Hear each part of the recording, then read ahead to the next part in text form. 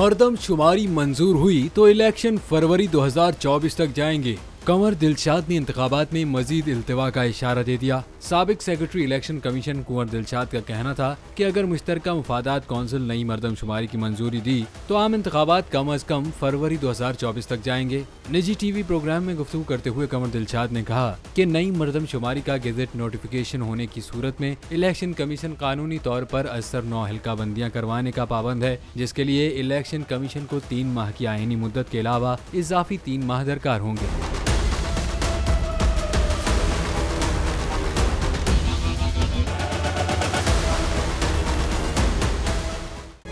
तारीख का अमीर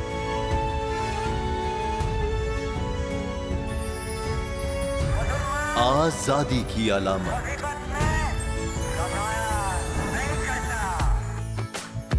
हुस्न का आईनादार,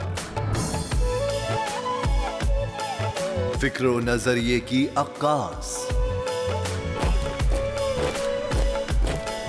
सरफराजी का गवाह, यानी हम सबका निगहबान पाकिस्तान।